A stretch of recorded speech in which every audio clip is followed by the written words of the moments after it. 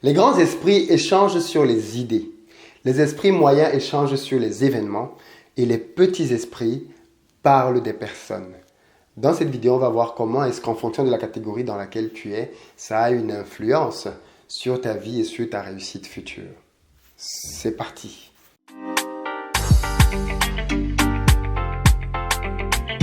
Pour tous ceux d'entre vous qui sont à Paris et qui veulent se rendre disponibles le dimanche 28, Investir au Pays organise son premier brunch. Il s'agit d'une rencontre que l'on va faire ensemble pour se retrouver le dimanche 28 entre 11h et 16h pour pouvoir parler business et surtout pouvoir créer des liens et faire du réseau. Donc si tu es en Île-de-France ou si tu peux venir en Île-de-France pour le 28, je t'invite à vraiment nous rejoindre le 28 avril. Va dans la barre de description. Tu as un lien qui te donne les détails, l'invitation et surtout la possibilité de réserver rapidement ta place. Il faut qu'on puisse se retrouver pour parler business ensemble. C'est vraiment pas cher, c'est le prix du repas. On ne gagne pas d'argent là-dessus, c'est vraiment refacturé. C'est le prix du repas qu'on retransmet. Et l'idée, c'est juste de pouvoir se retrouver ensemble et pouvoir parler business.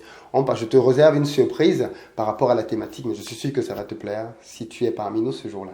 L'un des sujets favoris malheureusement de plusieurs personnes dans les échanges consiste à faire du commérage, à parler d'autres personnes, à raconter leur quotidien, à dire ce qu'ils ont fait de bien ou de mal.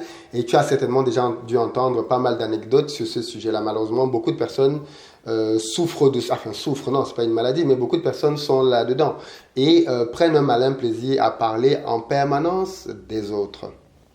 Tu connais certainement déjà pas mal d'histoires ou de clichés, peut-être même que toi-même ça t'arrive souvent de te retrouver à parler d'autres personnes. Malheureusement, cette tendance naturelle à parler des gens est quelque chose qui n'est pas productif parce qu'en réalité, la vraie question que tu devrais te poser quand tu es dans la logique d'être constructif et d'évoluer dans ta vie, c'est simplement qu'est-ce que ça m'apporte ? Qu'est-ce que ça m'apporte, cet échange-là, cette discussion-là? Et généralement, tu vas te rendre compte que beaucoup d'échanges que tu as dans la vie ne t'apportent pas grand-chose, en fait. Ça va être des blagues bizarres, bidonnes, ça va être des sujets de causerie sur d'autres personnes qui, au final, vont juste te vider, vont te faire rigoler le temps que tu es là, mais ne vont pas te construire, ne vont pas bâtir la personne que tu es ou que tu veux devenir. Alors qu'en parallèle, tu as une deuxième catégorie de personnes qui parlent des idées. Je me suis rendu compte que quand tu discutes avec des entrepreneurs, avec des gens qui ont un certain succès, ils sont tout le temps dans le domaine des idées.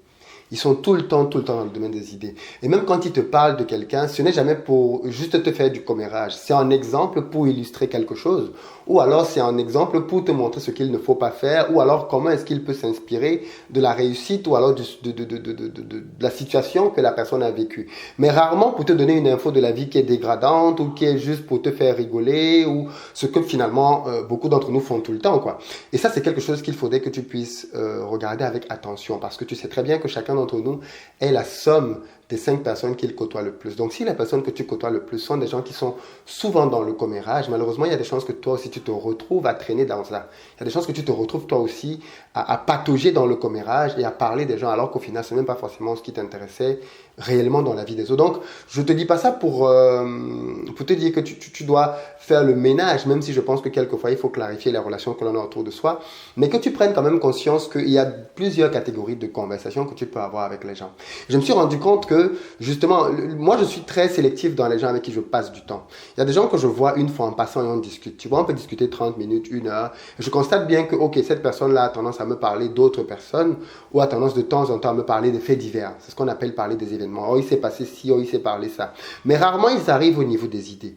Et puis, tu as d'autres personnes qui sont fans des discussions au niveau des idées. Et j'aime beaucoup ces personnes-là.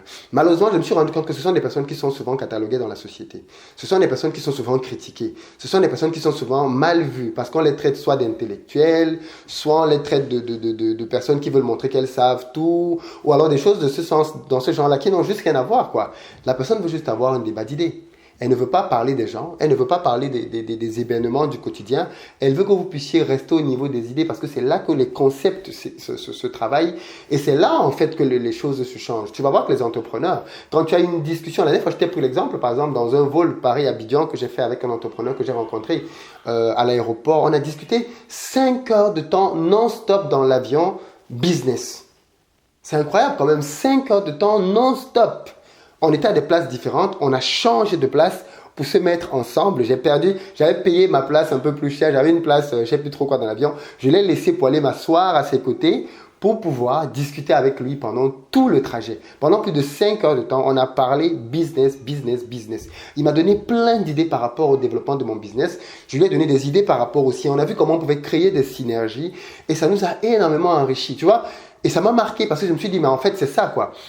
Voilà le genre de personnes qu'il faut avoir autour de soi quand on veut évoluer.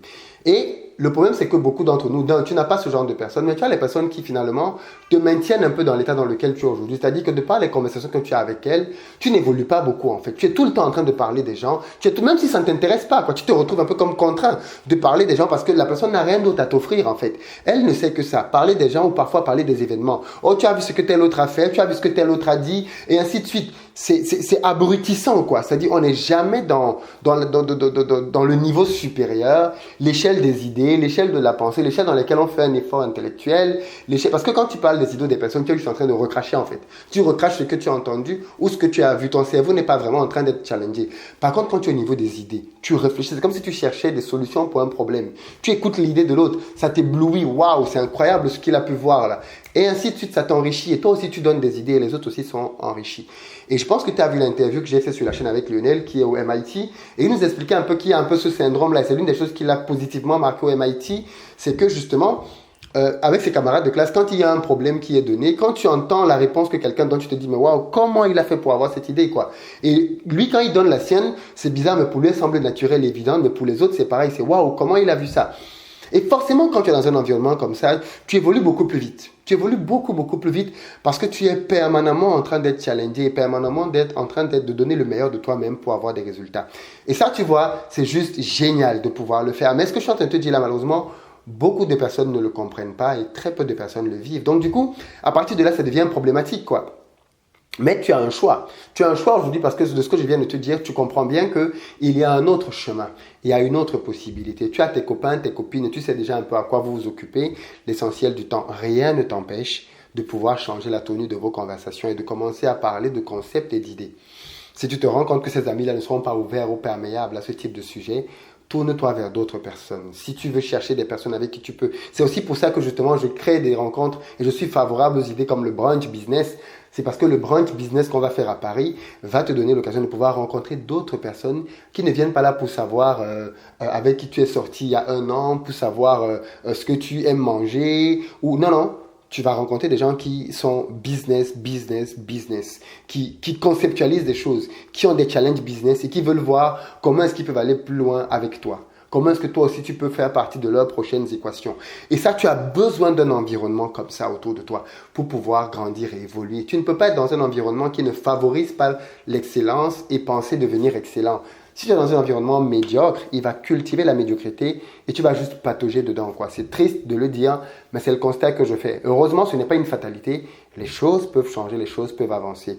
Voilà pourquoi je t'invite à me dire dans les commentaires, d'après toi aujourd'hui, qu'est-ce qui fait que les gens soient si prompts à parler des personnes plutôt que des idées. Et comment est-ce que tu fais, toi, pour pouvoir amener les gens à parler des idées quand tu es confronté à ce genre de personnes-là? Partage-nous ça dans les commentaires. Ça peut nous aider tous à être enrichis et à partager, bien évidemment, chacun les uns les autres nos expériences. À très bientôt sur la chaîne.